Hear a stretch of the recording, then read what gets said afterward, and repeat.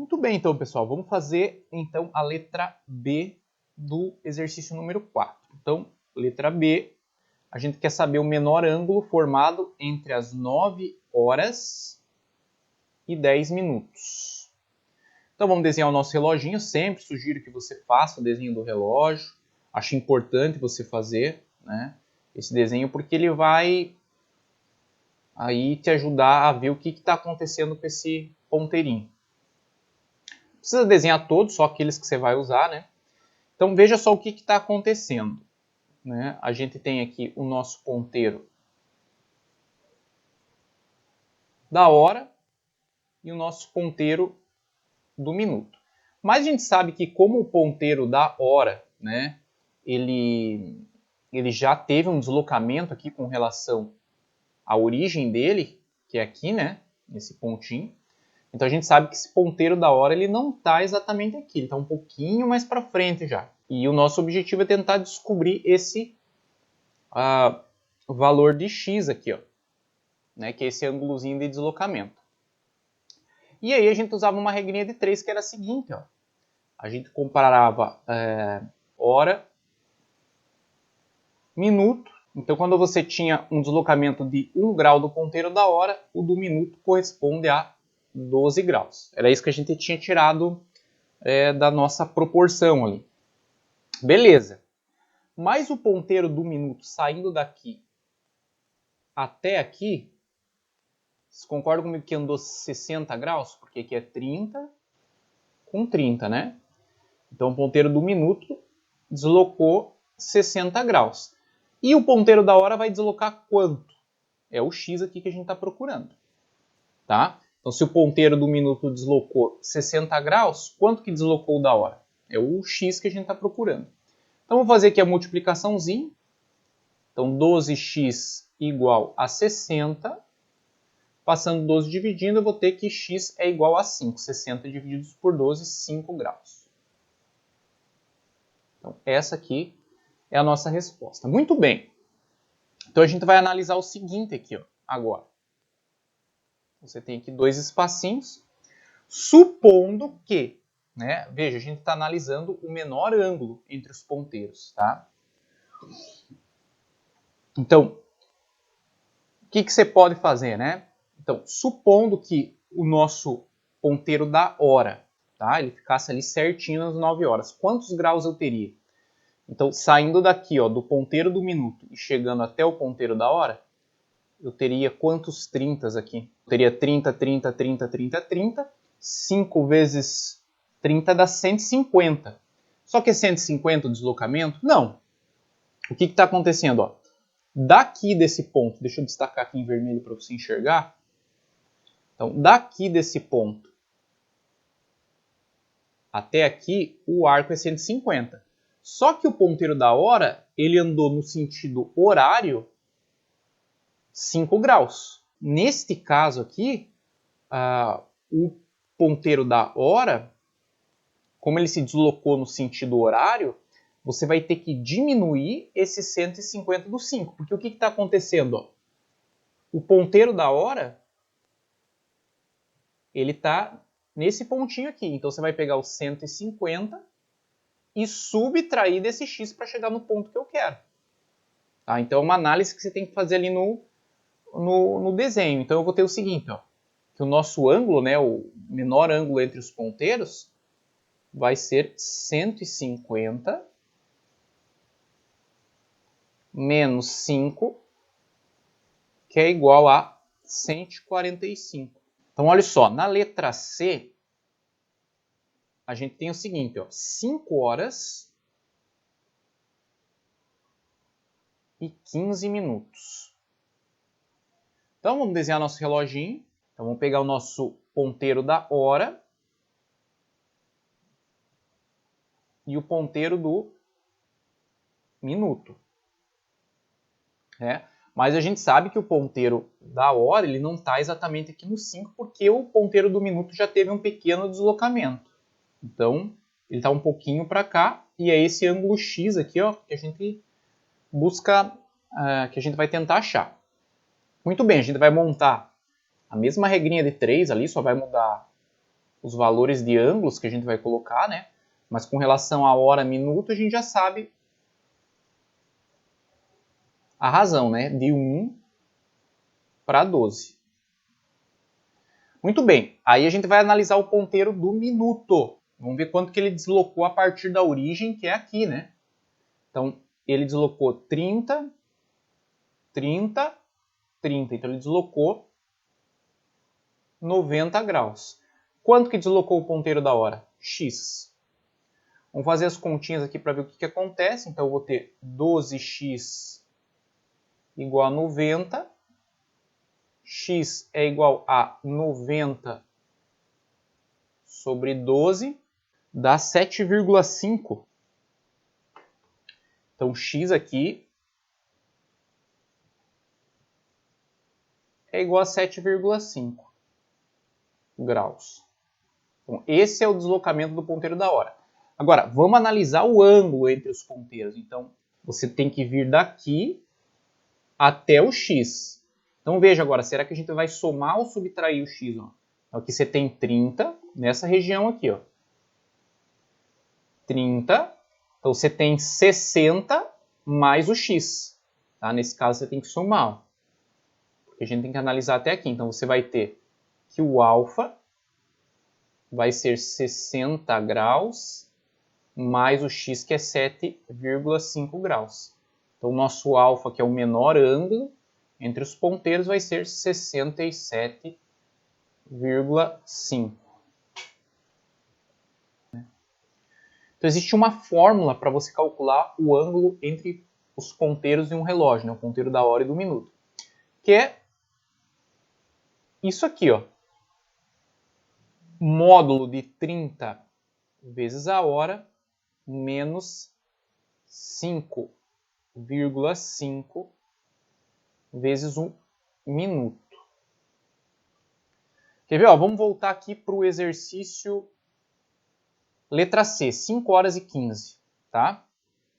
Então, vamos voltar aqui para o C e vamos fazer os 5 horas e 15 minutos. O que significa esse módulo? Esse módulo significa dizer que o valor que você pegar aqui, se por exemplo ele der negativo, tem que se tornar positivo, tá? É para garantir que esse ângulo sempre seja um valor positivo.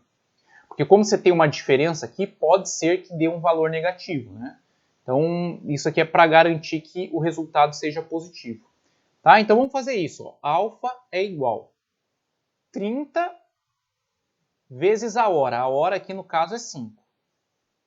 Menos 5,5 vezes 1 minuto, que é 15. Vamos ver quanto é que dá isso. 30 vezes 5 dá 150. Aí vamos fazer 5,5 vezes 15. 5,5 vezes 15, que dá 82,5. Então, menos 82,5. Se você fizer a continha aí, ó, o resultado vai dar 67,5. Tá? Em módulo. Módulo de um número positivo, então acaba que é positivo. Professor, mas essa fórmula ela vai te dar o maior ângulo ou o menor ângulo entre os ponteiros? Depende. Depende da posição que vai estar esses ponteiros. Se ele te der o maior ângulo, aí você subtrai de 360, né? Faz 360 menos esse valor para saber o menor. Ah, mas como que eu vou saber se ele vai dar um maior ou menor ângulo? Bom, se o valor for maior do que 180, ele está te dando um maior ângulo. Se for menor do que 180, ele está te dando um menor ângulo. Então vamos ver aqui na letra D. Que ele fala assim, ó. 13 horas e 50 minutos. Então, 13 H e 50 minutos. Então, alfa vai ser igual, vamos lá, 30 vezes a hora. Lembre que 13 horas aqui no caso é 1 hora, tá? Ok? A gente está pensando aqui num relógio de ponteiro. Então, 13 horas aqui representa 1, tá? Menos 5,5 vezes 1 minuto, que é 50. Então, a gente vai ter aqui, ó, alfa igual. Vamos lá, ó. 30 menos 5,5 vezes 50 dá 275. Então você vai ter aqui, ó, alfa é igual a menos 245. Como está em módulo, né? Então a gente vai garantir que esse resultado seja positivo. Mas o 245, note que não é o menor ângulo, é o maior. Então para saber o maior, para saber o menor, você vai fazer 360 menos 245. Então 360 menos 245 dá 115. Então o exercício número 5 diz o seguinte: sabe-se que o comprimento do arco ACB, então quando ele está falando de comprimento, ele está se referindo à medida linear disso aqui que eu estou destacando em vermelho. Então é comprimento, tem que estar em centímetro, né, milímetro, metro, polegada. Então ele está dizendo que esse comprimento desse arco é 2π centímetro. Não sei porque eu coloquei ele centímetro, mas é só centímetro. Nessas condições, a área do círculo em centímetros quadrados é... Bom, aí a gente precisa lembrar um pouquinho de geometria plana, que é como que a gente calcula a área de um círculo, né? A área do círculo, se vocês não lembram, é calculada da seguinte forma: π vezes o raio ao quadrado. Tá? Então, uma informação que é legal você saber para esses exercícios que trabalham com circunferência. Lembre que circunferência não é a mesma coisa que círculo, tá? Quando eu comecei a falar para vocês de circunferência, eu disse para vocês, ó, circunferência, a grosso modo falando, é a borda da pizza e círculo é a pizza toda, né? Então, há uma diferença entre círculo e circunferência.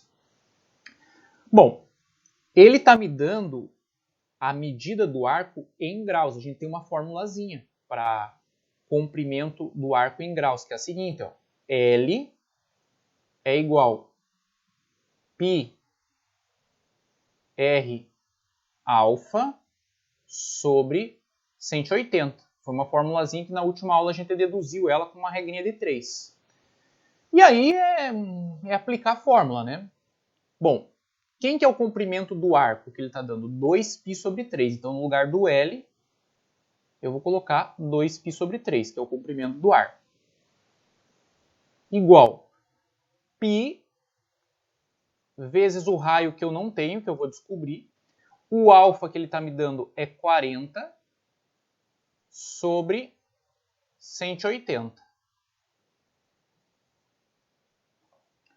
Bom, vamos ver o que dá para fazer aqui, né? Em tese, a gente pode fazer a multiplicaçãozinha cruzada, que é o que normalmente vocês costumam fazer. Então, vamos fazer isso. Vocês estão acostumados com isso, vamos fazer isso.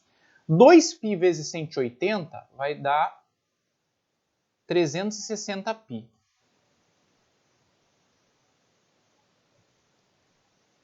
Aí a gente vai ter aqui π vezes r vezes 40 vezes 3 vai dar 120 πr. A gente vai isolar o rzinho. Na verdade aqui o rzão, né, que eu coloquei. Então rzão vai ser igual a 360π. Vou passar o 120π dividindo. Então π com π vai embora. 360 divididos por 120 dá 3 centímetros. Esse aqui é o nosso raio. Como ele quer a área do círculo e a gente já tem o raio, pronto, só aplicar a fórmula. A área é πr ao quadrado, então vai ficar π vezes 3 ao quadrado. Então a nossa área aqui do círculo vai ser igual a 9π centímetros quadrados. Então, número 6 diz o seguinte: em Belém, Jorge costumava levar Thales, seu filho, à Praça Batista Campos. Certo dia, observando Thales brincar no balanço da praça, Jorge, que é professor de matemática, resolveu calcular a medida do arco AB formado pela trajetória do balanço no momento em que descrevia um movimento pendular, como mostra a figura. Eu não sei se vocês estudaram em física movimento pendular, mas é basicamente assim: você põe um pezinho, né, e fixa esse pezinho com um fio em um ponto, como está aqui, né? Ó, você tem aqui um pontinho fixado, é como se fosse um pêndulo. Aí você levanta esse pezinho a uma altura e solta. Aí ele vai ficar fazendo esse movimento e vai gerar um arco de circunferência. É um movimento que a gente chama em física de movimento pendular. Mas aqui simplesmente o que ele quer é o comprimento, porque a medida do arco a gente tem que é 30 graus. Tá? Então ele quer... Quando ele fala aqui em medida, tá, pessoal? Tem um erro conceitual aqui no enunciado, porque quando ele fala de medida do arco, a gente sabe que se refere ao ângulo central que ele vê. Mas como ele está te dando o ângulo central, subentende-se que essa medida, que na verdade o enunciado está equivocado, ele está se referindo a esse comprimento aqui de arco. Tá? Beleza? Muito bem, olha. Se você olhar para essa figura, isso aqui é um arco de circunferência. Ó. Se você montar tudo isso aqui, ó, você vai ter uma circunferência grandona. Tudo bem que está horrível a minha circunferência ali, mas você nota que você tem uma circunferência e quer saber um comprimento de arco dessa circunferência que tem raio 3 metros. Então a mesma história. Ó. L igual π r alfa sobre 180. A gente quer descobrir o L, tá? Que é o comprimento do arco. Π, o raio é 3, o alfa é 30 e sobre 180. Então eu tenho aqui que L é igual a π vezes 90 sobre 180. Ó, 90 com 180 dá para simplificar por 90. Aqui vai ficar 1 e aqui vai ficar 2. Então, qual que vai ser o comprimento do meu arco? AB. Π sobre 2 metros. Vai fazer L igual 3,14 divididos por 2. Então o L vai ser aqui aproximadamente 1,57 metros. O exercício 7 diz o seguinte: ó, as rodas dianteiras de um caminhão têm 1 metro de diâmetro. Então vou colocar aqui, ó, roda dianteira. Roda dianteira. O raio dessa roda dianteira, se o diâmetro é 1, o raio é metade, então 0,5, ok? Lembre que o raio é metade do diâmetro. Então 0,5 metros. Aqui eu vou colocar raio dianteiro. Então ele fala assim, as rodas dianteiras de um caminhão têm 1 metro de diâmetro e dão 25 voltas, enquanto as rodas traseiras dão 20 voltas. Então ele não fala qual que é o raio dessa roda traseira, então eu vou colocar aqui, ó, RT, a gente não sabe quanto é que é o raio dessa roda traseira, mas dá 20 voltas. Nessas condições, é correto afirmar que a medida do raio de cada roda traseira em centímetros é igual a... Bom, como ele pede em centímetros, vamos transformar esse raio da roda dianteira em centímetros. Então, 0,5 metros corresponde a 50 centímetros, ok? E a primeira pergunta que eu faço: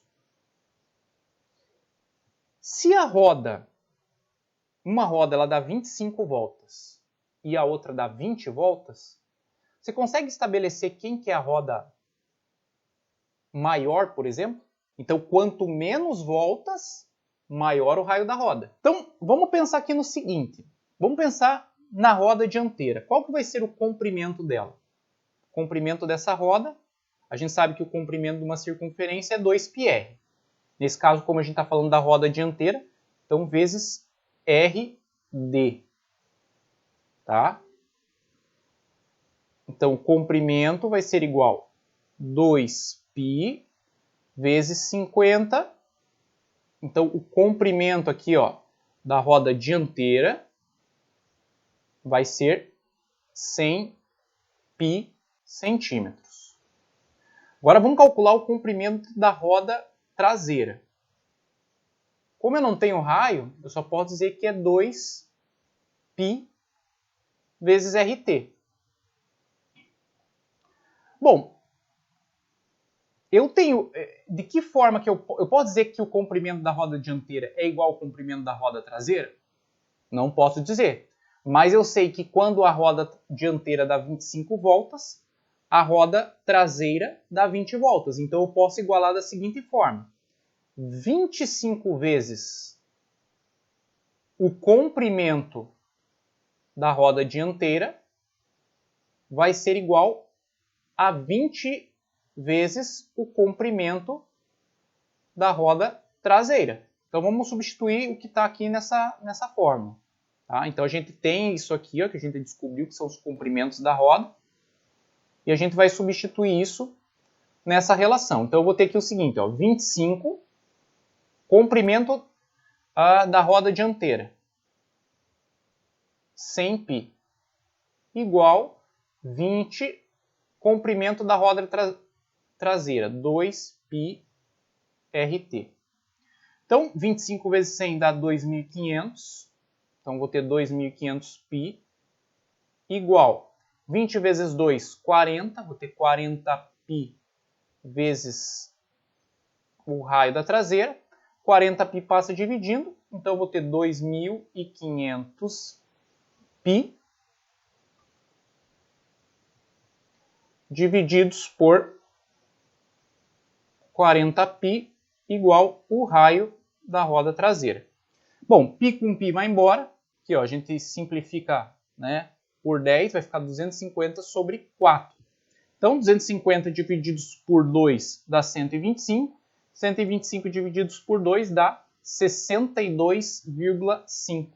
Então, o raio da traseira dá 62,5 centímetros. Esse aqui é o raio da roda traseira, que é a alternativa letra D